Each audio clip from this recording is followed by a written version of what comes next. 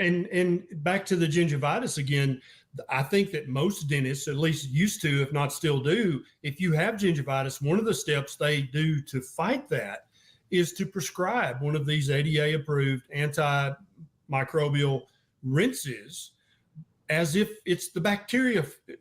The bacteria is what's causing your gingivitis. Yep. I don't understand why people don't fact check their videos. While some of the information is good in the video, this is a big mistake. It is in fact the bacteria or microbes that cause most gingivitis. Over 50 years of research led to this conclusion. Danish scientist Harald Loe showed already in the 1960s that not brushing your teeth leads to accumulation of plaque and gingivitis as a result.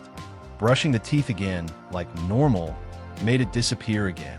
This is sometimes copied in dental school for learning purposes. At least I remember in mine, students are told not to brush their teeth for a week to see the results. They quickly mention chlorhexidine mouthwash. It significantly reduces plaque or microbes in the mouth. Have a look at the highest level of evidence, Cochrane's systematic reviews. While it is correct that normally they should not be used long-term, chlorhexidine is in fact a great invention. If you remove a tooth, you may also use chlorhexidine because it does in fact kill microbes and prevent the risk of an infection. It can, however, be good to use long-term for people with difficulty brushing their teeth, such as reduced mobility after a stroke.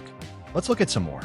But you're right, it's actually carbohydrates in general. And when I talk about cavities, I talk about carbs in general. I think most dentists, although we are basically told, I would say required to do nutritional counseling, I feel like most dentists feel like they step out of their lane if they recommend a low carbohydrate diet, because the ADA is not telling us to recommend a low carbohydrate diet. Although I believe the research, and as a dentist, and we know carbohydrates are responsible for the most common disease in the world, I feel like it's an ethical duty for a dentist. Like all dentists should be recommending a low carbohydrate diet. There are different kinds of carbohydrates. Not all carbohydrates cause decay. The easily fermentables ones do, like sugar. If we consume these too frequent, we get cavities. So it is wrong to say that all carbohydrates gives you bad oral health or health in general. People living in the so-called blue zones, who tend to live the longest in the world, have in fact high carb and some amount of meat. The traditional diet of the Okinawans, as an example. Herbivores like sheep eat almost only grass, which is mostly carbohydrates. But do they get cavities on a grass-fed diet? No. I mean, that would put our profession at risk if everyone did it. No, we won't go out of business. There are plenty of other things we do as dentists. I screen for cancer in the mouth, I do aesthetic dentistry like braces, among other things. And if people did not need to spend their money on cavities, they would have more money to spend on things like braces rather than sickness. This is what I see where I work. But I mean, that's what I believe. Like all dentists should be, hyper carnivores. Yeah, no, I totally agree. And there's actually multiple examples in the archaeological literature. First of all, the Egyptians, right? Sugar hadn't even been invented yet. There was no such thing as cane sugar or beet sugar or any sugar. They maybe occasionally had some honey, but otherwise there was zero sugar, and their dental health is atrocious. Yep. And in Egypt, everybody got mummified unless they were a prisoner or a pauper. You got some degree of mummification, plus the atmosphere there is just perfect to dry out and save fossils, right? And so even they were basically eating the diet that the American Heart and Dental and Medical Association tell us to eat now. Yep. Lots of whole grain breads, and there was no GMO wheat back then. It was the actual real ancient grains, whole wheat, and their dental health is terrible. This is not entirely true either. Let's have a look at a text from the peer-reviewed British dental journal, Dental Health and Disease in Ancient Egypt. I quote, and I'll get down to the right point eventually in case you want to read. In the Neolithic period, 10,000 BC to 4,000 BC, Egyptian society developed from one of hunter-gatherers to a more sedentary agricultural lifestyle, dwelling in settled communities along the Nile Valley. One consequence of this was that the diet would have changed from one rich in protein to one where carbohydrates played a predominant role. However, these carbohydrates were primarily of the non-fermentable variety, and so caries was not at that time a significant dental disease. This changed, however, with the arrival of the Greeks into Egypt in the 4th century BC, when food items such as fine white bread, honey, and dates previously not consumed by the majority of the population, became more readily available.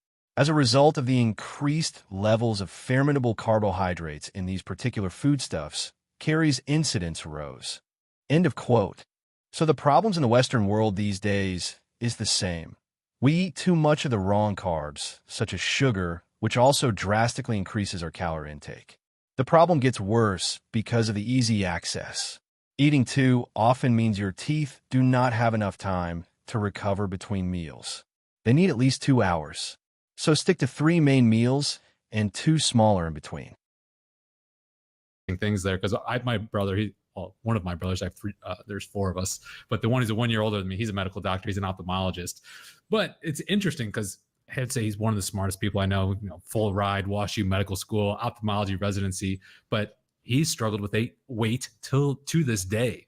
And, I'm starting to rub off on him. He's now keto, moving towards carnivore-ish and making strides. But yeah, like something that they're not teaching, I guess, in medicine, or if what they are teaching is like not solving the problem is, the smartest of the doctors are having weight problems. Absolutely. And if you're having weight problems, I even think most people will agree, like if you're having overweight or obese, you're now moving in the upper echelon of all kinds of risk. Yep. You can lead a horse to water, but you can't force the horse to drink it. The same goes for humans. There is no doubt that the person has received the information they need in medical school. I certainly did. But life is not always that easy, and some may find that they do not have time to exercise more and eat less of the tasty junk food available. It does not really matter what diet is used to lose weight. A lower-calorie diet is still a diet. Eating a carnivore-based diet that is mentioned in this video is also a form of diet. Meat, especially lean cuts, contains less calories than, say, a piece of processed bread and is harder for the body to absorb. So if you eat more meat, does that automatically make it better than eating less carbs instead? No. Whole, unprocessed carbohydrates like fruits, vegetables, and whole grains provide not only energy but also fiber, vitamins, and minerals. But don't get me wrong, meat is also an important part of our diet, which the Okinawans and other long-lived and healthy people also consume in moderation.